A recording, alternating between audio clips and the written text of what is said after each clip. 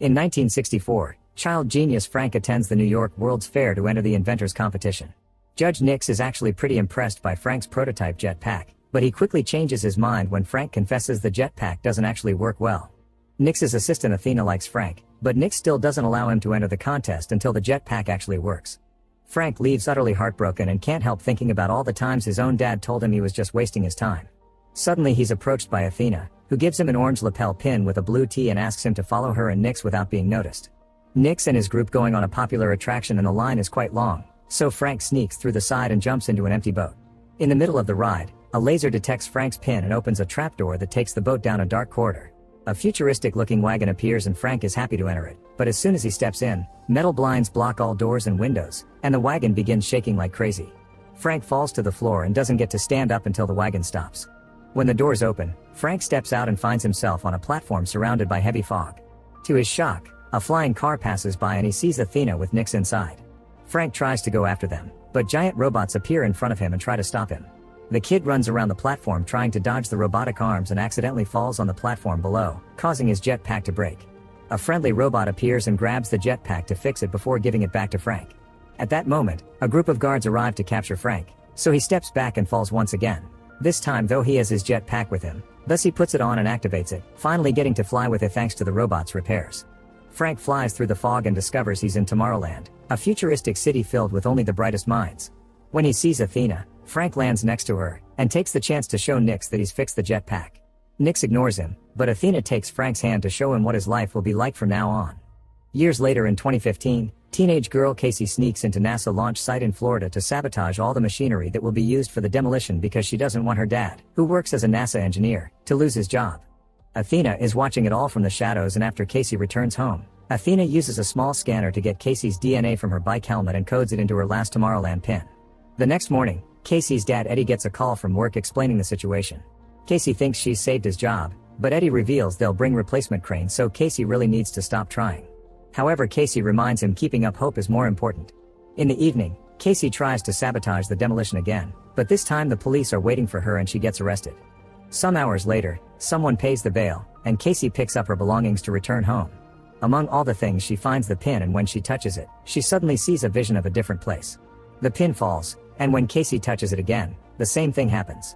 The next time, Casey grabs the pin properly and finds herself looking at a huge city in the distance, but when she tries to walk to it, the pin falls and she is in jail again because walking made her bump against things and people in the room. To avoid more trouble, Casey picks up the pin using gum wrapper. At that moment, Eddie shows up to pick Casey up after paying the bail. On their way home, he scolds Casey for her actions, so she makes him touch the pin, promising it'll explain everything. However, when Eddie touches the pin, nothing happens. Confused, Casey touches the pin herself and appears in the other world, coming to the conclusion this only works for her. Eddie gets tired of Casey rambling about the pin and takes it away from her. When they get home, Casey waits for Eddie to fall asleep to steal the pin from his night table. As soon as she touches it, she appears in the other world, and walking toward the city makes her bump against the walls of her house and even fall down the stairs. The noise wakes Eddie up, causing Casey to hide and decide to do this somewhere else.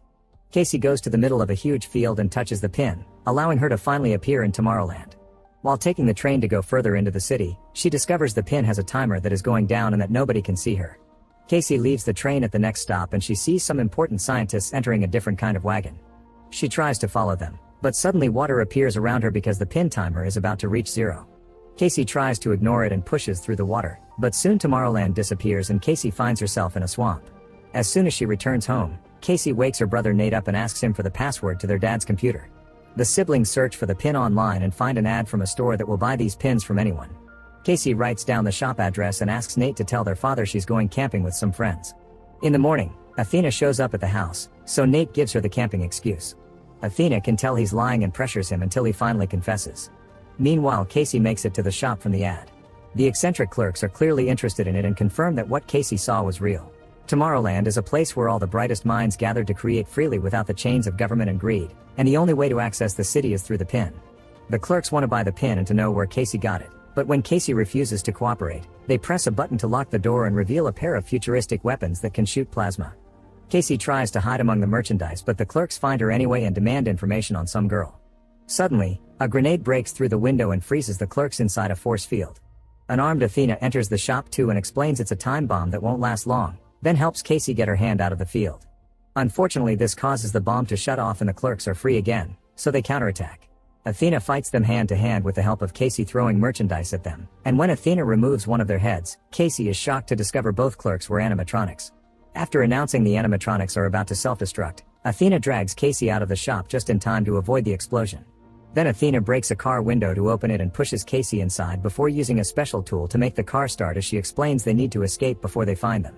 On the road, Casey begins asking questions, and Athena tells her she was the one that gave her the pin. Before she can say more, she suddenly begins malfunctioning, and Casey watches in horror how Athena fixes herself because she's an animatronic as well. Scared, Casey jumps out of the car and Athena tries to follow her, but as soon as she steps on the road, a truck hits her. The driver immediately comes to check on her, and Casey takes the chance to steal the truck to escape. However, Athena is just fine and immediately runs after the truck, jumping through the window to steal the keys and lock the door. Casey begins yelling, and Athena finally manages to shut her up by conforming Casey as her last pin, and they need to quickly go to Tomorrowland because they built something they shouldn't have. Meanwhile, the cops arrive at the exploded store and discover a burned robot head. Before they can investigate more, a man named Dave shows up, introducing himself as Secret Service. After seeing the robot head, Dave also pulls out a futuristic weapon and kills all the cops before turning to his companions, announcing they've found the girl and they should tell Nix. The girls are making their way to New York to find the only person that can get them back into Tomorrowland. Casey begins asking questions about the other people that got pins, but Athena can't answer and shuts down. The next morning, Athena wakes up and takes over the driving so Casey can rest. Athena tells Casey that the person they'll be visiting is called Frank, and once Casey falls asleep, Athena keeps herself entertained by remembering all the good times she used to have with her friend.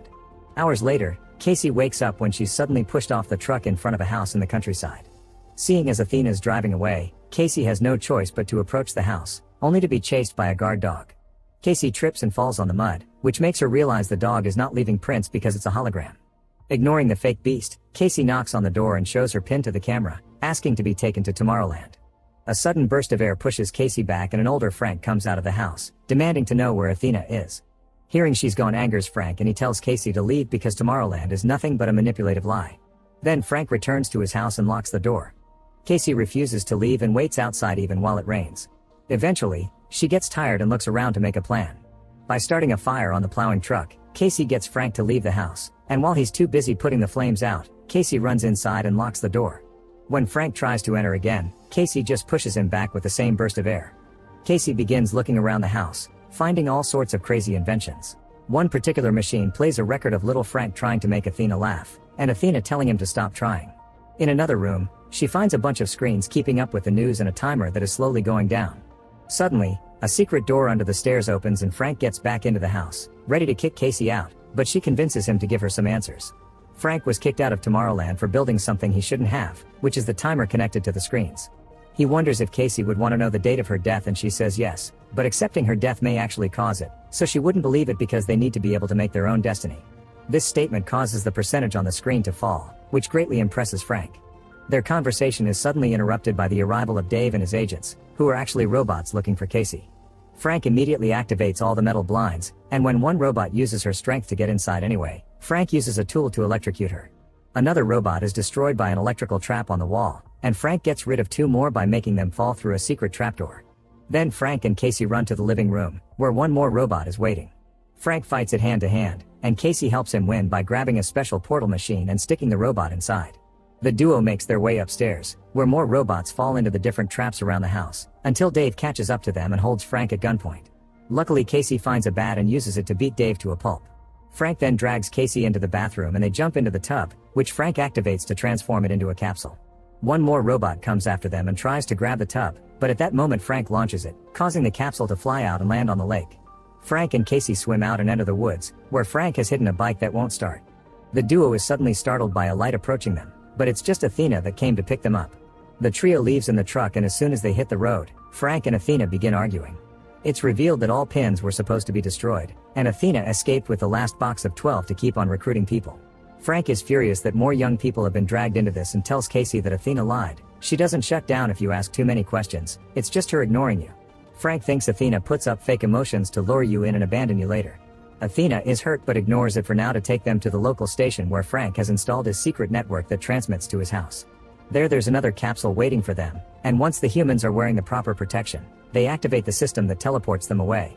Once they arrive, Casey discovers they're at the top of the Eiffel Tower. There's a guard near the door, but luckily Frank has brought a bunch of inventions in his bag, including a little tool that allows Casey to knock the guard out with just a light tap. They enter a room with an exhibition with famous inventors, and Frank explains that Eiffel, Verne, Tesla, and Edison were the ones that started Tomorrowland by using the Eiffel Tower as an antenna that took them to the other world. There have always been rumors of a secret entrance, and after searching around, Frank activates it. This causes the Eiffel Tower to split into two and reveal a rocket, so the trio hurries inside as more robots arrive to capture them. The energy that the rocket expels when taking off pushes the robots away, and after flying up for a while, the robot goes back again, opening a portal as it falls at a great speed. Moments later, the group arrives in Tomorrowland. The authorities saw them fall and are coming after them, so Frank makes Athena hide a special bomb he brought with him inside her body. The first one to meet them is Nix, the city governor, who wants to arrest them. Frank and Athena quickly change his mind by informing him Casey was capable of lowering the percentage on the screens. Shocked, Nix takes the trio to the headquarters where they keep Frank's dangerous invention, called a tachyon machine. When they take the elevator, Casey sees holograms which happen to be flashes of the future, caused by the machine that utilizes a particle that moves significantly faster than light.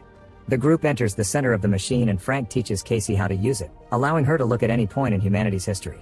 Casey is shocked to see herself in her house a few mornings ago, and Frank explains the machine can also look forward, so Casey begins going through history at a high speed until she finally sees the issue. The machine has predicted that in 58 days, the world will end. Casey doesn't understand why they aren't warning people on Earth, and Nix explains he doesn't care because that's the world that will end, not Tomorrowland.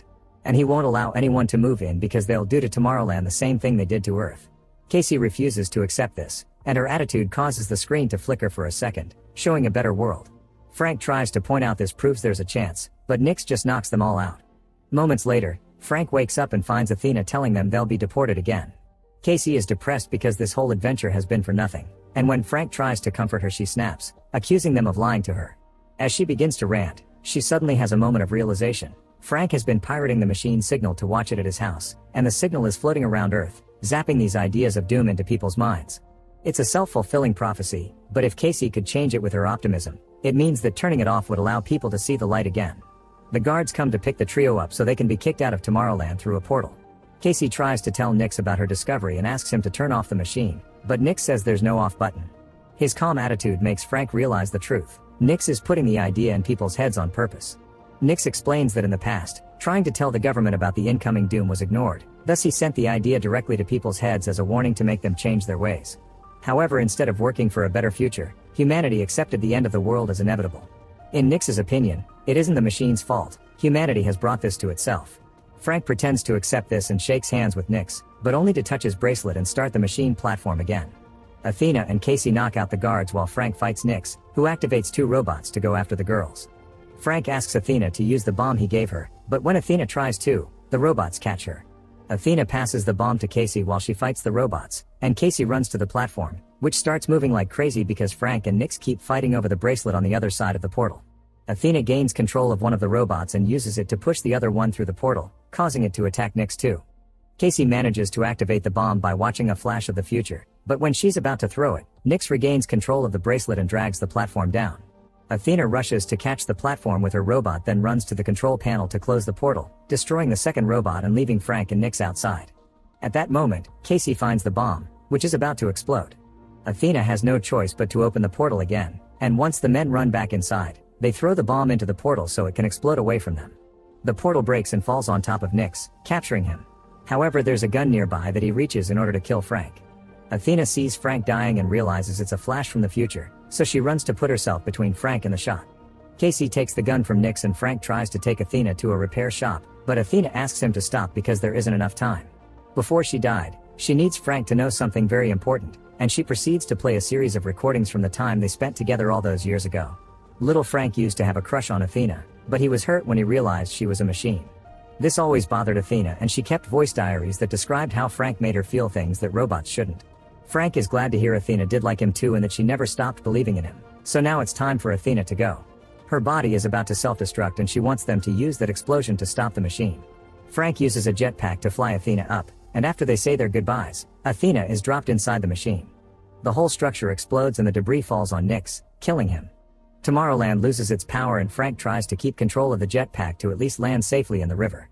Casey rushes to check on him, and as they begin talking about what to do next, a bunch of flashes from the future gives them an idea. First, Frank fixes the portal so Casey can reunite with her family. Then together they begin working on restarting the pin program, for which they build a bunch of robots like Athena. These robots use a portal to travel all over the world and leave pins for the bright minds that may help them make a better future for Earth. Make sure to subscribe and turn on notifications so you can watch more videos like this. Thanks for watching.